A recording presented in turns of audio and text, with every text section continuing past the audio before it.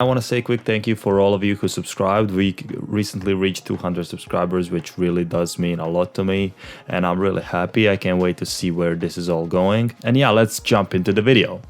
So honestly, every indie game developer has once wanted their game to be as successful as the likes of Stardew Valley or Valheim. Then you're able to create more games, and what we all want is to make a real full-time job out of it. Even though your game has great mechanics, unique story, it does not guarantee success. And that is the scary and the most inevitable part of being an indie game developer. Having to spend so much time developing a game just for the game to not reach the expected goals. It is always hard, and it is always about managing expectations of your own. And the competition is really tough. There are thousands of games released on Steam every single day. How can you make your game stand out? It is really difficult when you're thinking about creating a game, because if it's too similar to other games, you're always thinking like this is not gonna work, and then your judgment is based on trends and previously released games. And not only do you need to know programming and developing, having the idea for that said game, the most important thing, I think, especially in today's world, is knowing how to market your game properly and how to get people's attention. Because at the end of the day, being an indie game developer is an insanely hard job to do and to succeed in, because there's so many factors you have to do on your own. It is not only to develop the great game, but it's also sharing your vision of the game to other people and preaching why they should buy your game. But what if one day you woke up and your own game has blown up? The numbers on Steam don't stop rolling in and you've hit the jackpot. People are talking about your game everywhere. YouTubers are playing it, streamers are streaming it, Redditors are talking about it. It is done. Your game has gone viral. What now? How does that even feel?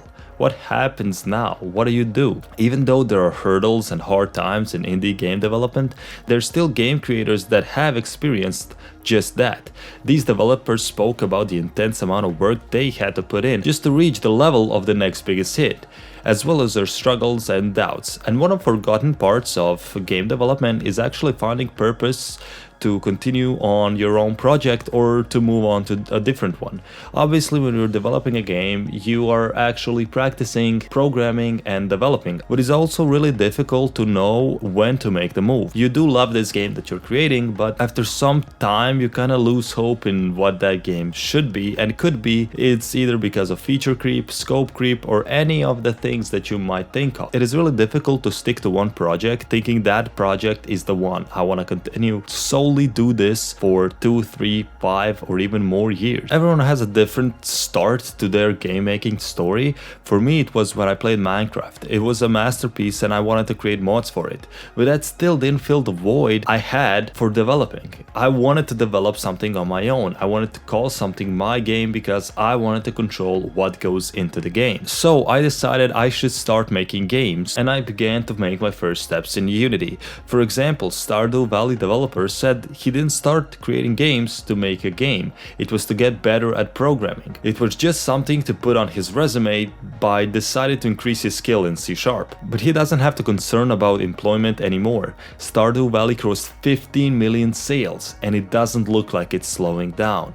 And this is the oldest photo of the Stardew Valley developer. Just like most of us, he started in the corner of the room making something for fun and practice. And that's what I think is beautiful about this picture and about Stardew Valley. It is very personal. Every one of us has their own dream game they want to create, but it's difficult when your game does not reach the expected community that you want it to have. Unlike many games, Stardew Valley didn't have a studio nor the other developers. He was the solo developer. For example, Valheim, who had a tough time coming up with the studio name and navigating through the required work for starting up the company, but in reality that is just a small price to pay to become an overnight sensation. While still being in early access, it sold almost 8 million copies. They said that they were developing the game they wanted to see. In another example, The Darkest Dungeon, its Kickstarter flew past its goal in the first 24 hours. It is unbelievable that in a single night, your game that you have been creating for years actually has an audience. But I have some experience with crowdfunds, and it's not as easy as you think it is. You have to convince people that your project is worthy enough for them to spend money on. Obviously that is really difficult, and when you're focusing on developing your game, you also have to focus on when that game should be released And what awards should you give to people? It is not easy just to, oh yeah, I made a game. You have to have a structural plan on how this game is going to be released and what prizes you put in your crowdfund. And because of that, you have to know how to keep your head. When those massive pledges come pouring in, you have to stick to your plan and not spiral out of control. Overnight, it goes from, okay, I think this game might pay for something, to, oh my god, this is something life-changing. With something that big, you're bound to have a hit of reality when you realize it is huge. But what after that? You've already reached your goal, the party is over, the champagne has been drunk, but you can't really rest after the triumphs. The work actually grows even more intense. The game is followed by thousands and maybe millions. More eyes are on your game and you have to work harder and more careful. Expectations and managing those expectations is a clear and present danger, especially if your game is in early access. When people play the game long enough, they form opinions of their own on what the game should be, and you have to listen to your community about their opinions. But you also got where you are by staying true to your vision. It's a double-edged sword. You have to know how to keep up with the people's opinions and your own gut. It is ignored skill that many game developers have to have. So there's a little bit of a weight on you because you don't want to lose your players, but also you do know what you want your game to be. When you release your big hit game, maybe the moving on part is actually the most difficult. Stardew Valley's developers said that it is really hard to move on because you want to be seen as someone who's getting better and improving, which I resonate with a lot. You don't want your next project to be worse than your first one, or disappointing your fan base who follows you because of your last project, to disappoint them thinking that you are not what they wanted for you to be. It is difficult to manage expectations. You don't want to force something that won't be better than the thing you did before. It shows you that you might not have grown from the experience. But no matter how fortunate you are, it is always easy to compare yourself with someone that is twice, 3, 5, 10 times more successful. It is funny that even when you're finally done what you always wanted to do, your mind can create these doubts about being insecure and thinking, okay, why is he so much better than me? With each project that I mentioned here, they could afford to scale their operations by a lot, but they didn't. For it to work, you have to take time to make sure the company is growing in the right direction and with the right people. You have to deal with the pressure of millions of players, but you have to keep your game stable, and that is what you must do, especially if you didn't expect millions to be playing your game. But like Stardew Valley developer, he could grow to the team of size of 200 if he wanted, with the cash he's generated, but it is his choice to keep the game as personal as it is, and not to expand that much, but to grow and to keep his composure, to keep up with the same work life he had before the game was a hit.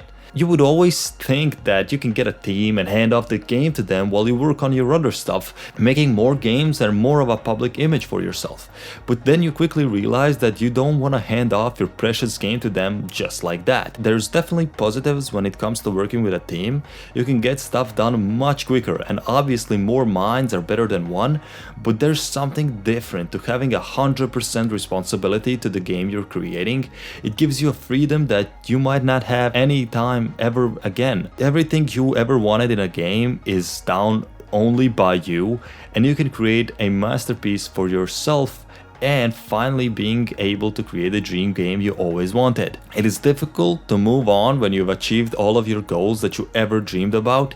Obviously you want to work and now you can create games for a living, but it's different. And there's a lot more expectations on you. But it's a lot more difficult to work on your second project after your first one was that successful.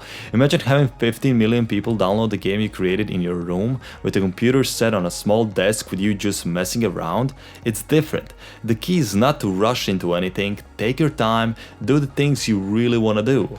If you believe your game can be the next biggest hit, then you have to keep at it and improve over time, but it will come with a lot of effort. Even if you're stuck on this project and think you might not finish it or that it's not the one, have a conversation with the people you're working with or yourself, or the most importantly your friends, family, on what the game should be and how they like the game. It is very important to listen to people's feedback because you can't be as subjective as you think you can when you are the only one developing your game. You have to listen to other people's opinions because some of the things you implement are not gonna be as user-friendly, or they're not gonna be good as you think they are gonna be. You definitely have to have a conversation with yourself on what you want your game to be and what steps are required to achieve just that. Don't be distracted by trends and occasions. Believe in yourself, believe in your ability to create the next big thing. And even if your game is not big of a hit, just remember why and what you started for. It is easy to compare yourself to others and their situations, but you have to understand that this is your story and you have to work hard to achieve your goals and wishes. And you have to be creative and keep doing what you're doing. And that's gonna be it for today's video. Thank you so much for watching. I know lately you don't know what's going on with this channel, but I promise you next week or the week after that, I don't know, I'm very busy, so I'm gonna see what I can do. I'm currently creating that new video. The thing about this channel is that if you're doing a game development channel, you have to put a lot more time into developing these games, and it's really difficult sometimes because obviously I still go to college and I got a new job recently, which prevents me from working on my YouTube that much. I literally don't have time to make these games. I want to keep you guys updated on YouTube, so I created some videos, and some of them you like, some of you don't like. But yeah, if you like this video, make sure to subscribe and leave a like. Also comment on what your opinion is on the aftermath of success. And yeah, I'll see you in the next one.